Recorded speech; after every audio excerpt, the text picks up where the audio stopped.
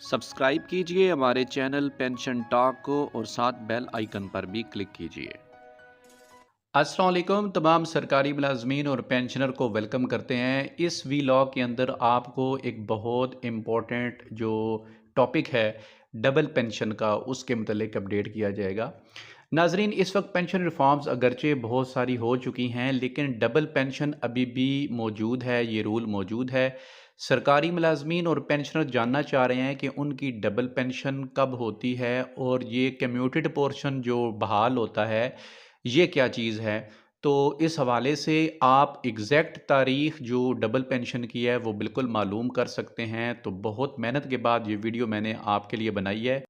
अगर आप ये वीडियो पूरी देख लेंगे तो डबल पेंशन के मतलब आपके तमाम सवालों के जवाब आपको मिल जाएंगे। आप अगर पहली बार ये चैनल विज़िट कर रहे हैं तो इस चैनल को ज़रूर सब्सक्राइब कीजिए, बेल आइकन पर भी क्लिक कीजिए। नाजरीन, तमाम सरकारी मुलाजमीन की पेंशन डबल होती है। रिटायरमेंट के बाद एक मखसूस अरसा गुजरने के बाद जो कम्यूटेड पोर्शन होता है, जो 35% होता है at the time of retirement, वो बहाल हो जाता है और इसे पेंशन बहाली भी कहते हैं। फैमिली पेंशनर बहुत ज़्यादा कंफ्यूज होते हैं और वो बार बार पूछते हैं कि क्या फैमिली पेंशन भी डबल होती है। तो जी हाँ, फैमिली पेंशन भी मखसूस अरसा गुजरने के बाद डबल हो जाती है।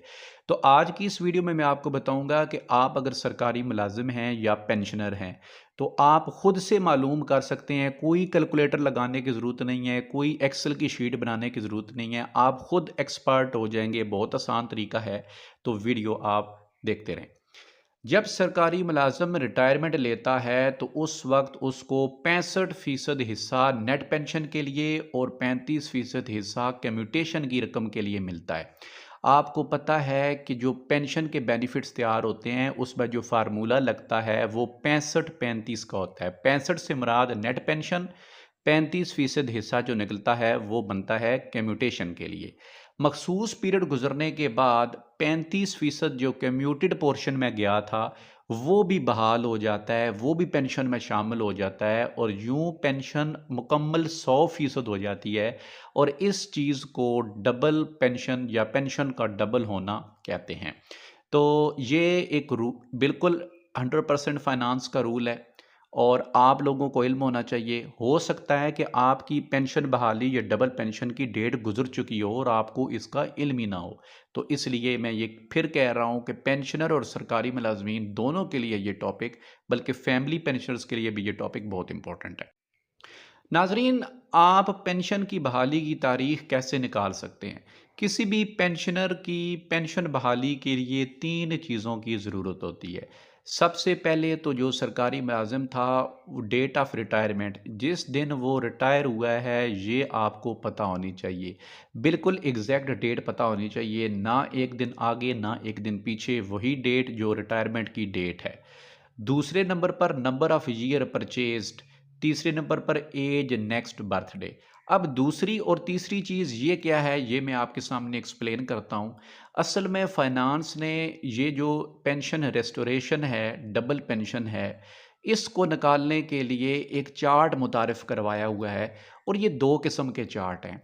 एक चार्ट वो है जो 1 दिसंबर 2001 से पहले रिटायर्ड हुए सरकारी मुलाजमीन, उनके लिए चार्ट इशू हुआ 1986 में।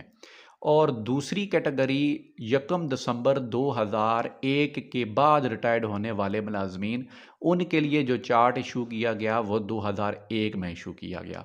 तो इसलिए सबसे पहले आप अपनी डेट ऑफ रिटायरमेंट देखिए और उसके बाद फैसला कीजिए कि आपने 1986 वाला चार्ट देखना है या 2001 वाला चार्ट देखना है। अभी आपको मैंने नमूने के तौर पर स्क्रीन के ऊपर 1986 वाला चार्ट भी दिखा दिया है और 2001 वाला भी दिखा दिया है। तो अभी आप ये वीडियो पूरी देखते रहें और साथ खुद ही अपनी जो है वो डेट ऑफ रिटायरमेंट मालूम कर लें इस वीडियो के एंड तक।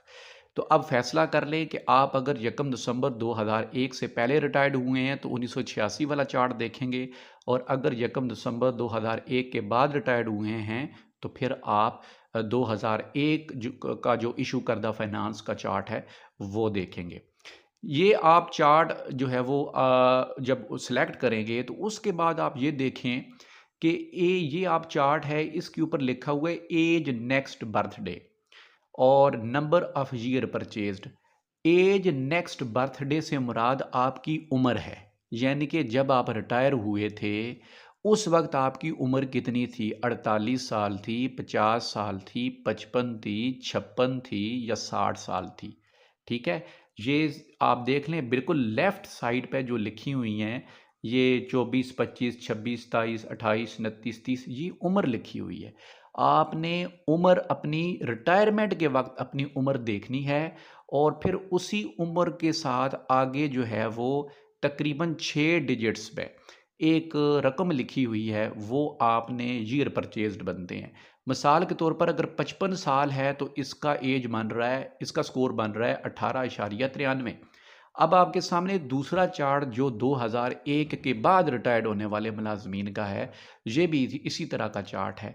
तो अभी मैं आपके सामने नमूने के तौर पर ये एक्सप्लेन कर दूं कि एक सरकारी मुलाजम जो रिटायर्ड हुआ 60 साल की उम्र पर सुपर एनेशन पर, तो उसका स्कोर आगे देखे 12.3719 लिखा हुआ है। ठीक है, आप ये दोनों चार्ट गूगल करके आसानी से निकाल भी सकते हैं, वीडियो को रोक के भी देख सकते हैं।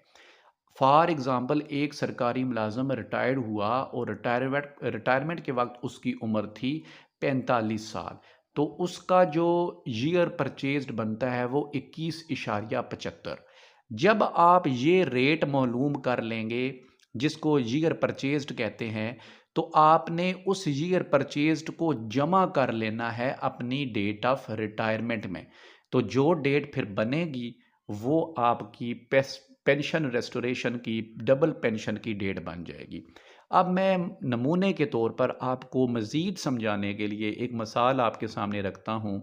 मिसाल के तौर पर अगर एक सरकारी मुलाजम 10 फरवरी 2015 को 55 साल सर्विस के बाद रिटायर्ड होता है, तो फिर उसकी डबल पेंशन कितनी होगी। अब आपने देखें 10 फरवरी 2015 सरकारी मुलाजम की रिटायरमेंट की डेट है, तो इसका मतलब ये है कि हमने वो चार्ट देखना है जो 1 दिसंबर 2001 के बाद इशू किया गया है। ठीक है जी, आपने वो चार्ट ओपन कर लेना है। रिटायरमेंट के वक्त इन साहब की उम्र थी 55 साल, तो 55 के सामने आप देखेंगे जो ईयर परचेज हैं वो 15 आ रहे हैं, तो 2015 में 15 जमा करेंगे तो डेट बन जाएगी इसकी पेंशन रेस्टोरेशन की 10 फरवरी 2030। बात मेरी समझ में आ गई है। अगर कोई सरकारी मुलाजम जो रिटायरमेंट के वक्त उसकी उम्र 60 साल थी, ज़्यादातर सरकारी मुलाजमीन जो हैं वो 60 साल की उम्र में रिटायर होते हैं, तो 60 के सामने आप देखेंगे जो फाइनेंस का चार्ट जो रेट बता रहा है ईयर परचेज्ड का, वो 12 बता रहा है। तो अब 2015 में 12 ऐड करेंगे तो इस तरह 2027 बन जाएगा उसकी ईयर परचेज्ड की जो है वो डेट। तो नाज़रीन, ये एक तरीका है पेंशन डबल करने का, पेंशन रिस्टोर करने का, या अपने क्यूम्यूटेड पोर्शन जो 35% है उसको बहाल करने का। फाइनेंस का ये एक एस्टैब्लिश रूल है जो हमने आपके सामने एक्सप्लेन कर दिया। मैं उम्मीद करता हूँ कि आप ये तरीका मुकम्मल तौर पर समझ रहे होंगे और मज़ीद आपको वीडियो देखने की ज़रूरत नहीं होगी। फिर भी आपको किसी किस्म का क्वेश्चन है तो बिला झिझक जनाब इसमें कमेंट कीजिए। वीडियो पसंद आई तो ज़रूर सपोर्ट कीजिए, लाइक कीजिए और चैनल को सब्सक्राइब कीजिए। फिर मिलेंगे कभी। अल्लाह हाफ़िज़।